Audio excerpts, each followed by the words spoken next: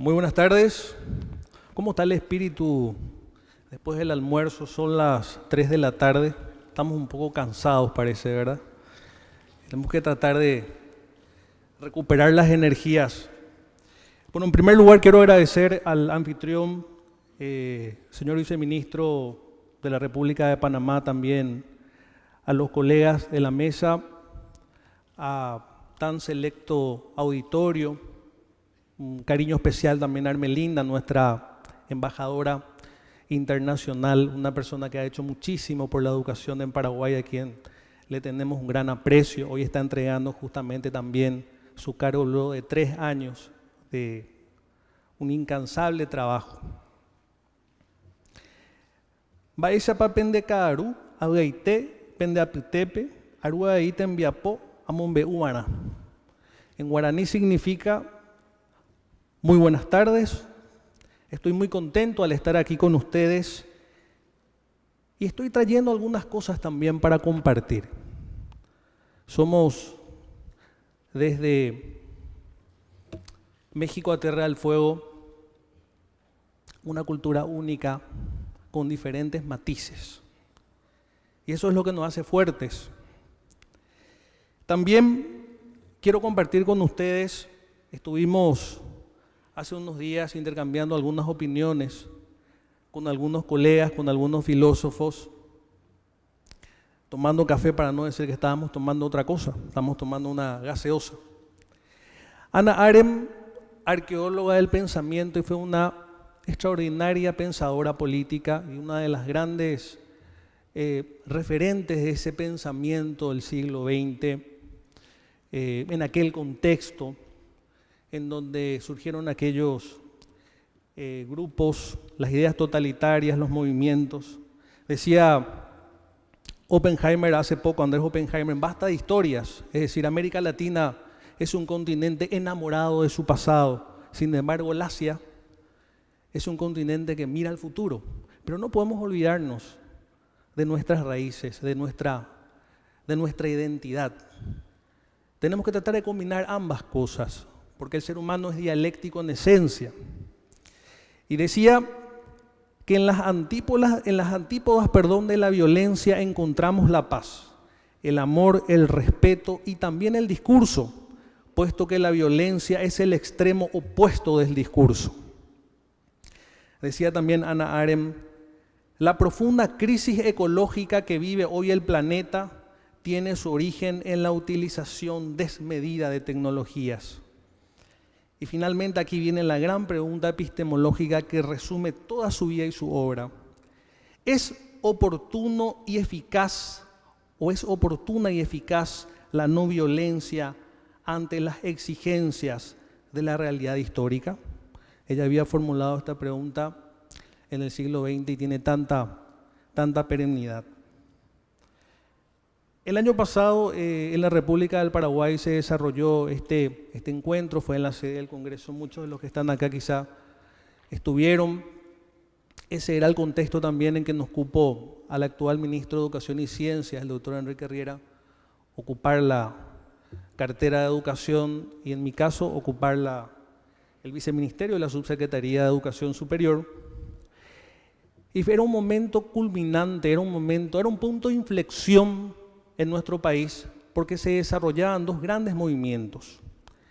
En primer lugar, la famosa toma de la Universidad Nacional de Asunción a través de un movimiento denominado Una no te calles. Se tomaron las 12 facultades de la Universidad Nacional de Asunción después de mucho tiempo.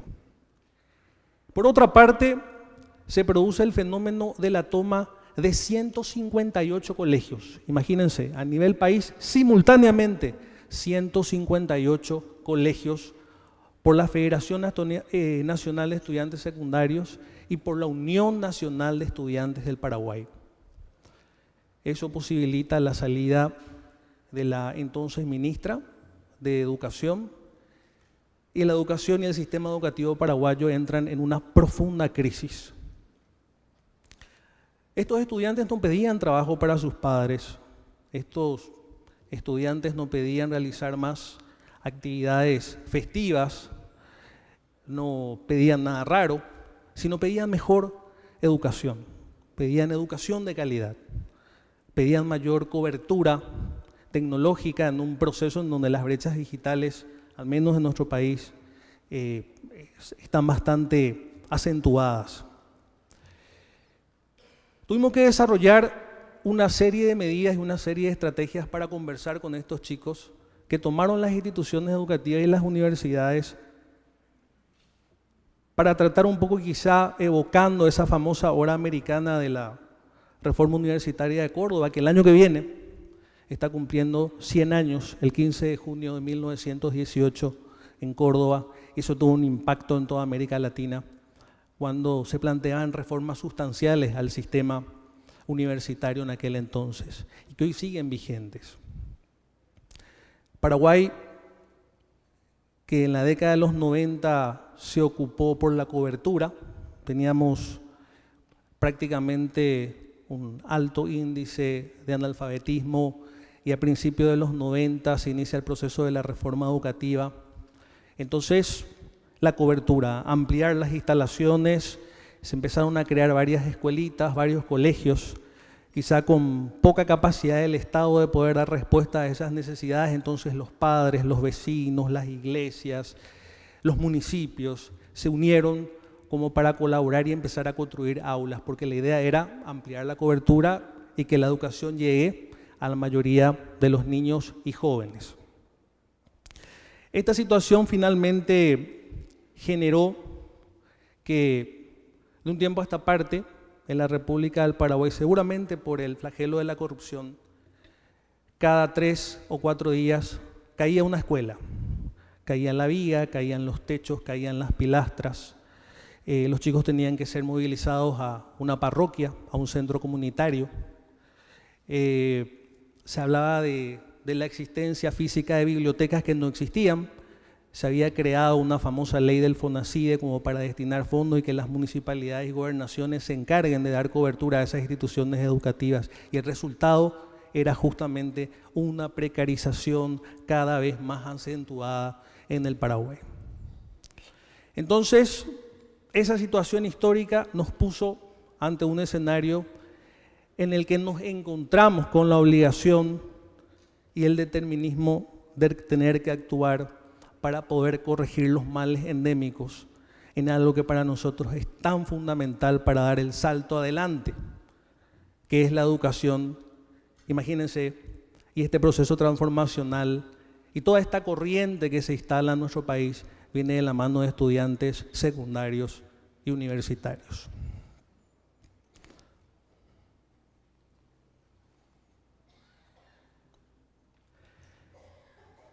En cuanto a políticas públicas, imagínense, nosotros solemos decir, tenemos prácticamente los viceministros, ministros, secretarios, la tarea bomberil de tener que apagar incendios todos los días. Todos los días tenemos inconvenientes, es decir, todo el tiempo estamos tratando de solucionar inconvenientes, pero ¿en qué momento delineamos políticas públicas? ¿En qué momento podemos sentarnos a pensar la educación y a tratar de transformar nuestras realidades?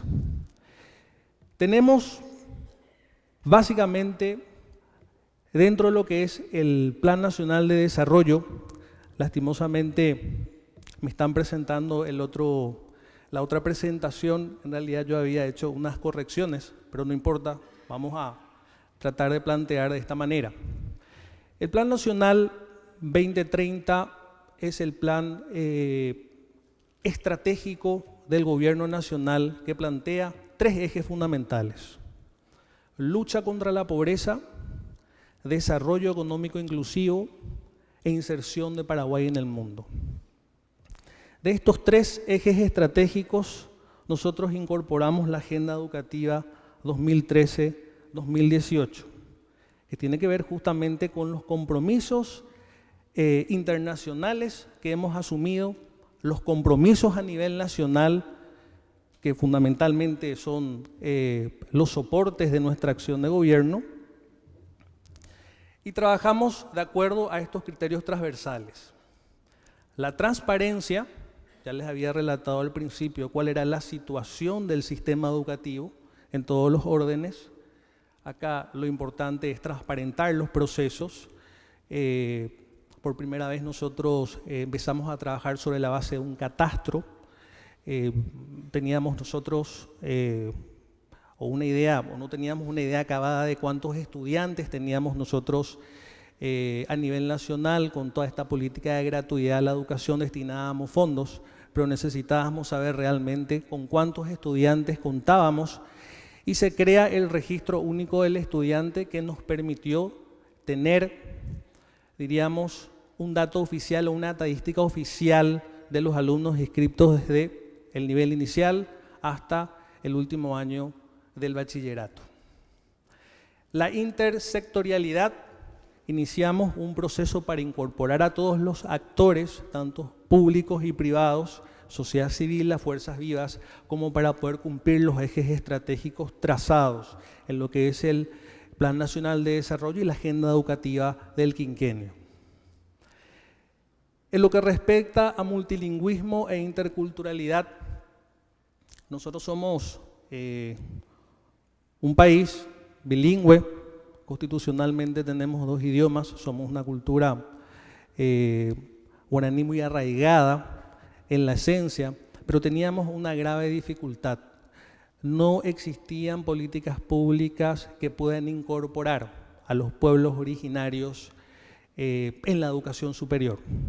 Y empezamos a desarrollar a través de convenios con universidades públicas las primeras carreras, una de ellas que es muy importante, estudios multiculturales, que se desarrolla en una localidad, en un departamento de la República del Paraguay, que es el departamento de Canindeyú, en donde estudiantes de una parcialidad de los Paitaviterá están desarrollando, están cursando esta licenciatura.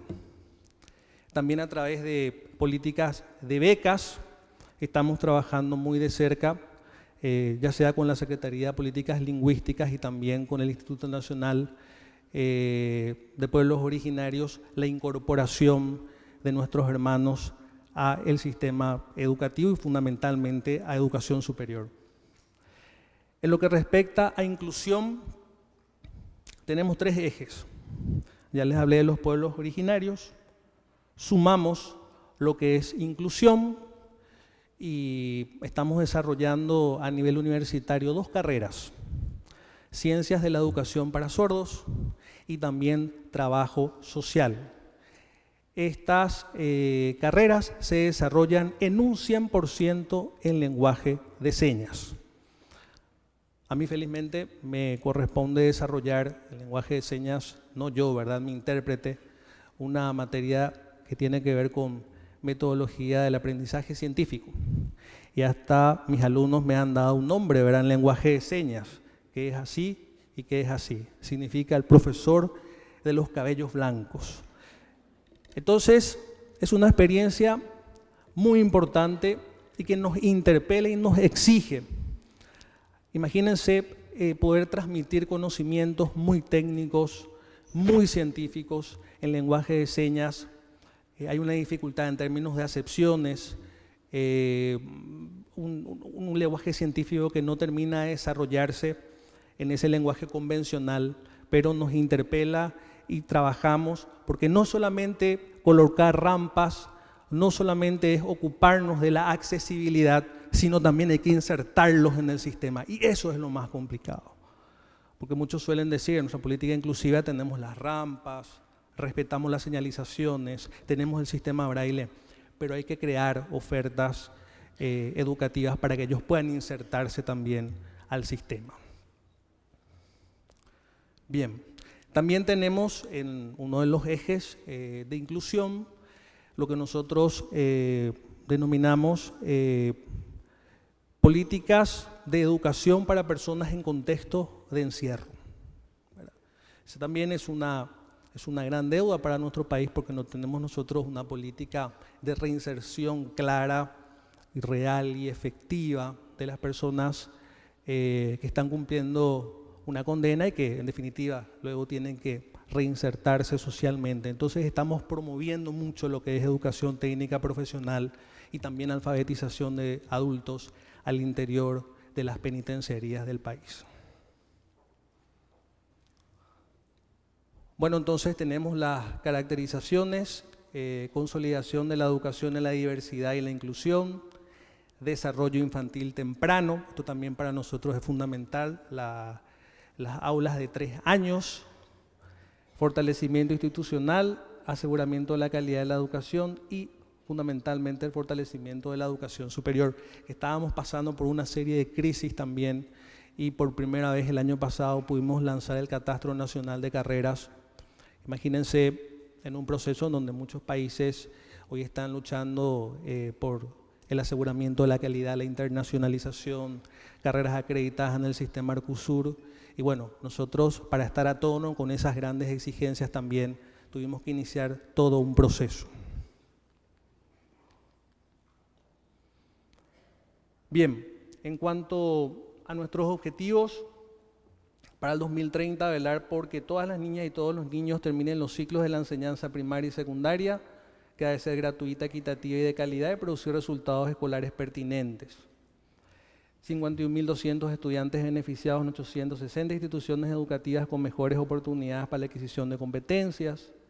73.000 estudiantes beneficiados con la implementación de las innovaciones en TICS. En este momento estamos también ampliando la cobertura de la conectividad, que es fundamental. 1.200.000 alumnos han sido beneficiados con la conformación de 20 tipos de kits escolares, aparte de la gratuidad de la educación. Está terminantemente prohibido en todas las instituciones educativas cobrar un solo arancel. Se les destina en los kits escolares con libros, cuadernos, materiales didácticos y también a partir del año que viene estamos en un plan piloto con la idea de poder entregar las tablets ya con bibliotecas y materiales didácticos incluidos para que podamos avanzar en el desarrollo e implementación de las TICs en aulas, en instituciones públicas.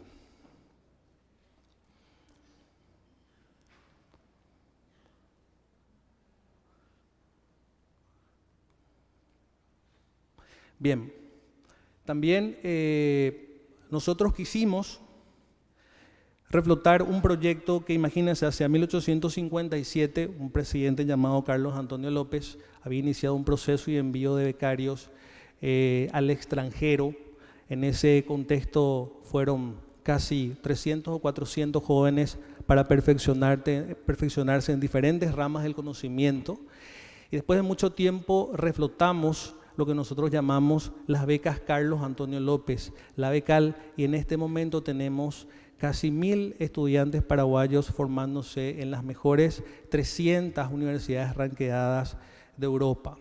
Hemos enviado también a docentes a formarse en España, en Francia, dentro de un proyecto también. Y solemos decir nosotros, es tan importante que la gente que se ha formado en contextos rurales tengan la posibilidad de poder conocer otras realidades, poder, diríamos, transformar su entorno a partir de todo lo que puedan acumular en el contacto con otras culturas. Entonces, eso también para nosotros es fundamental y una política que decididamente estamos apostando.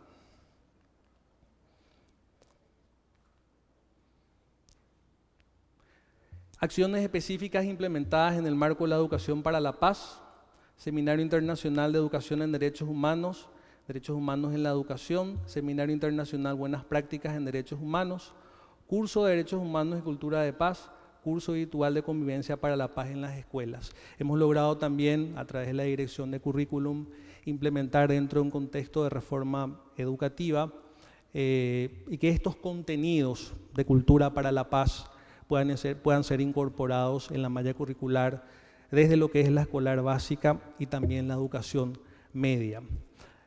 A través de las universidades hemos iniciado también tímidamente, pero hemos iniciado un proceso en alianzas con ciertos organismos como la Secretaría de Información de las Naciones Unidas, la OEA, para recrear los modelos Naciones Unidas en las universidades. Es decir, nosotros provenimos de una cultura autoritaria. Durante muchos años nuestro país fue objeto de, diríamos, y fueron 35 años de dictadura, y en ese contexto, durante 27 y 28 años de transición, estamos iniciando esta apertura y estamos con el compromiso decidido de poder aportar decididamente para la paz. Muchísimas gracias por su atención, gracias por la invitación.